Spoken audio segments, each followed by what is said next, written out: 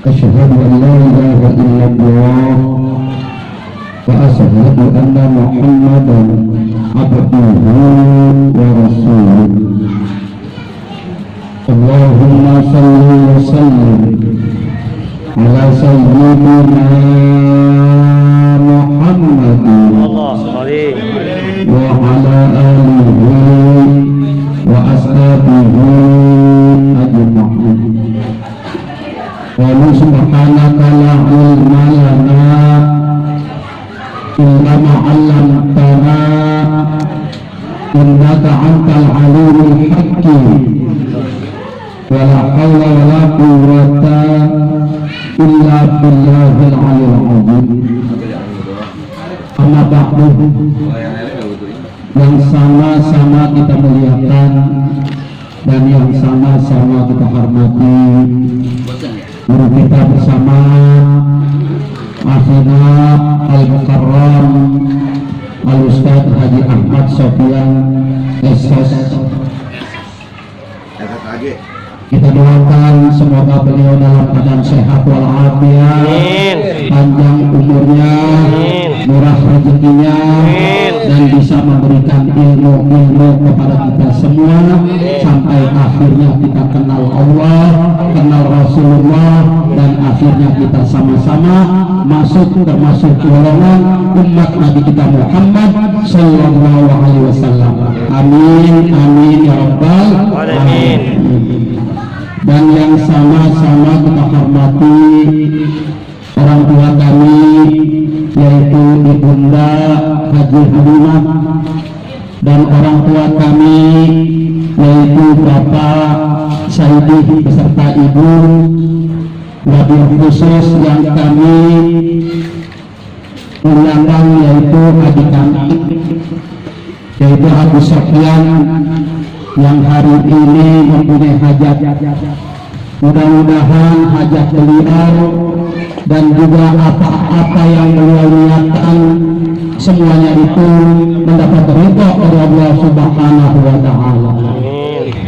Dan yang sama-sama kita hormati jamaah sekalian, para tetangga baik yang dekat maupun yang jauh, dan juga keluarga-keluarga besar kami, adik-adik kami, ponakan-ponakan kami, semuanya yang hadir di tempat ini mudah-mudahan mendapat ridha dari Allah Subhanahu wa Ta'ala.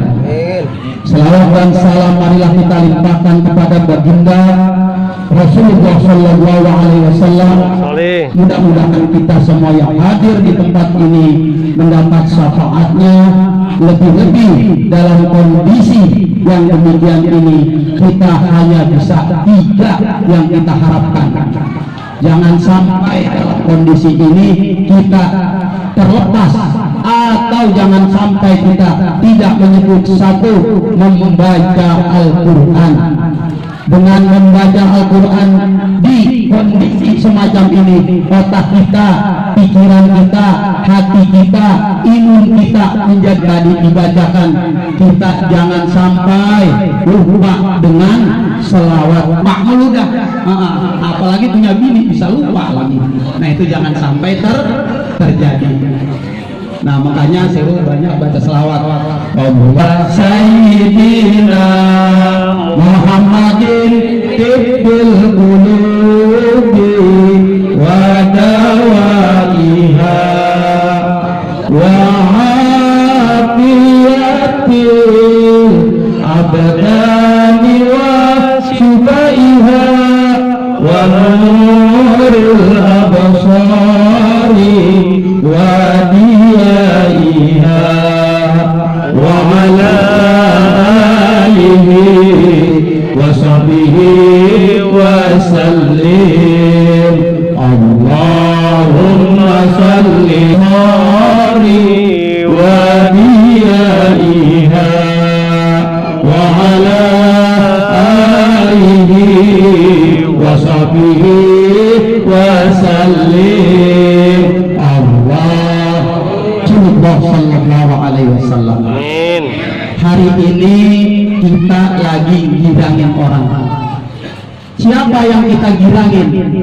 Siapa orang yang sering girangin orang, maka akan digirangin baik ilmunya, rezekinya, tenaganya, semuanya. Hari ini yang kita girangin saya itu Sohibul Bait. Sebab Sohibul Bait itu apabila kita diundang terus kita hadir, itu jurangnya luar biasa. Jurangnya kenapa? Didoain. Kenapa? Dia udah sedekah kepada kita.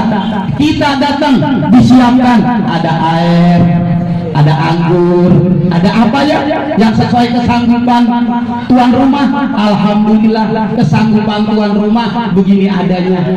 Girang dia, kita datang. Dan kami atas nama keluarga mohon dibukakan maaf yang sebesar-besarnya apabila dalam penyajian dan lain sebagainya tuan rumah udah girang. Juga mohon maaf apabila tidak berkenan mengenai tempat panas tempatnya, makanannya apa adanya. Jadi atas nama keluarga mohon dibukakan pintu maaf yang sebesar-besarnya. Dan juga ribuan terima kasih karena menggirangkan keluarga kami. Mudah-mudahan keluarga bapak-bapak, keluarga kami semuanya memang sekarang orang lagi pada takut apa-apa. Corona. Takut ya sakit dah. Takut sakit, takut corona, lihat TV uyang, lihat macam-macam uyang katanya banyak corona. Biarin emang katanya ada corona, yang penting kita sehat wal afiat. Amin amin ya rabbal alamin. Selanjutnya kalau berkenaan dengan hitan, semuanya udah tahu hitan hukumnya wajib bagi laki-laki. Nah itu, jadi kita yang udah gede begini kalau rasanya belum disunat, nah sunatnya pakai kampak nih. Riwayatnya zaman Nabi Allah Ibrahim. Nabi Allah Ibrahim sunat pakai kampak. Nah itu, kenapa? Udah gede, perintahnya udah gede. Kenapa diwajibkan? Yang dipotong apa? Yang dipotong itu kulit. Kenal kulit? Ujung titik. Nah, ngomongnya jelas. Kayak Ustaz Sofyan nih, kalau makan pisang pakai kulit-kulitnya agak indah. Makanya diapain? Dikupas. Indah rasanya. Yang indah siapa? Bini kita. Semuanya gara-gara disunat. Itu hikmahnya. Iya. Kedua, kebersihan. Jadi bapak-bapak, andai kata pengen jadi imam, belum disunat, pinter banget, ngalah dulu dah, ngalah, sunat dulu sunat. Nah itu, nah ini artinya sunat itu hukumnya wajib bagi laki-laki.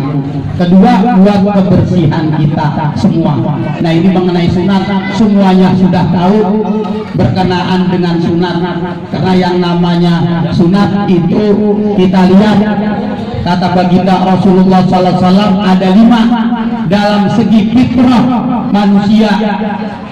Pertama hitan. Nah itu hitan itu untuk membersihkan, mensucikan, itu disunatkan, diwajibkan kita yang namanya hitan atau sunnah. Yang kedua mencukur rambut, apa ya? Itu di atas bakar kita tuh ada pesunahnya doang, itu aja. Boleh, kagak dosa. Nah itu. Nah kalau pengen dapat sunnahnya, inilah kaitannya dengan sunnah baginda Rasulullah Sallallahu Alaihi Wasallam yang ditulis dalam Bukhari dan Muslim. Selanjutnya akekah. Ya kita jangan banyak-banyak ya. Kalau ngaji ntar sama Ustaz Sofyan di mana? Di musola, rajin. Kalau ini rasa tasakur, nah kebetulan ada bab apa tuh? Ada bab yang namanya hitan, ada bab yang namanya untuk mengakekkan. Kalau kita belum akekahkan, kita masih tergadai, maka kita tebus. Kita tebus dengan apa? Akekah. Nah itu. Kapan waktunya akekah? Waktunya akekah yang disebut disebut akekah, rambut kepala bayi itu minimal hari ketujuh. Hari ketujuh. Jadi kalau punya anak pertama kita akekain hari ketujuh. Setelah itu diapain lagi? Setelah itu di wayusama, diberi nama. Anak kita beri nama yang cakep-cakep ya. Jangan, karena nama itu kaitannya dengan doa dan kaitannya nama itu nanti di mana? Di akhirat.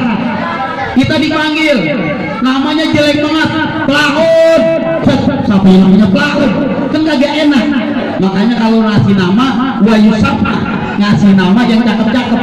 Sebab nanti kita di akhirat dipanggil berdasarkan nama.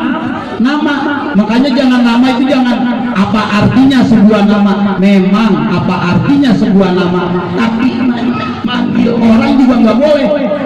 Misalnya ada orang namanya Ahmad Munadi, dipanggil karena panjul dikit, Jul sini Jul, karena hitam sini hitam.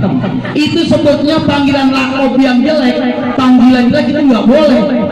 Nah itu diapain tuh? Cukur rambut. Ya setelah cukur rambutnya diapain? Ditimbang. Berapa gram? Ada 5 gram. Nah emas sekarang 5 gram berapa duit? Nah kita apain tuh? Kita sodakoin. Kenapa begitu? Biar anak kita itu benar-benar hidupnya senang dengan orang. Karena udah masih kecil udah berbagi. Inilah Islam mengajarkan demikian. Hidup bertetangga. Makanya dalam Wasiatul Mustafa itu dalam kitab itu diantaranya yang membahagakan satu yang bakal nanti Allah senangi, yaitu nyenengin orang. Nah ini yang paling berat kan, kita ngedegin orang. Makanya nyenengin orang. Kapan nyenengin orang? Mas tatotum, semampu kita. Tuh ada orang di pinggir jalan 5.000, 10.000 terserah. Apalagi ada yang Jumat betah, rumah kita dekat masjid agung, masjid guru kita, guru besar kita, semampunya kita jalan 5.000, 10.000. Nah itu luar biasa. Nah inilah kaitannya dengan akekah. Nah bagaimana? Ini kebetulan dua nih.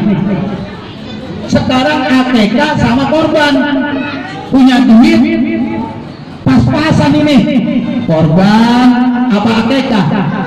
Bagaimana? Tergantung diri kita. Andai kata kita mau akekah, monggo. Ada yang mengatakan, bagaimana saya belum akekah? Ini waktunya kurban. Orang seperti orang Yahudi. Makanya kalau punya rezeki hari ini kita berkorban. Boleh korban kolektif. Kalau kolektif itu ya beli sapi 1, 7 orang, tinggal kesepakatan dah. Seorang apa yang 2 juta, apa yang 3 juta, apa yang 3.200.000, apa yang 3.500.000. Nah sekarang kalau 3.500.000 itu kambing 24 juta. Wah gede itu apa? Sapi 24 juta, lumayan gedenya. Nah sebab kiloannya kemarin saya udah nawar-nawar, alhamdulillah ya ada daripada guru-guru kita untuk menjadi anak yang soleh dan solehah. Secara lahiriah kita didik, kita sekolahkan, kita akekahkan, kita sunatkan, kita didik kepada guru-guru kita biar menjadi anak yang soleh dan solehah. Secara batiniah anak itu didoakan. Anak itu diapain? Didoakan. Nah itu doanya Rabbana atim lana nurana waghfir lana innaka ala kulli syai'in qadir. Kata guru saya, kalau kita keluarga Saibul Bait apabila di sana sini banyak kekurangan, kehilapan dan lain sebagainya, kami atas nama abang daripada tertua daripada Agus Sofyan apabila di sana sini banyak kekurangan. Dan juga saya titip, ini saya punya adik di sini, ada Agus Sofian, ada Hasan, ada sebelah lagi itu masih kosong, dua lagi makin dua rumah, masih mungkin nanti keluarga saya masih ada dua rumah lagi di sini nih. Jadi apabila ada yang tinggal di sini, saya titip jangan digalakin dah. Apabila adik saya songong, adik saya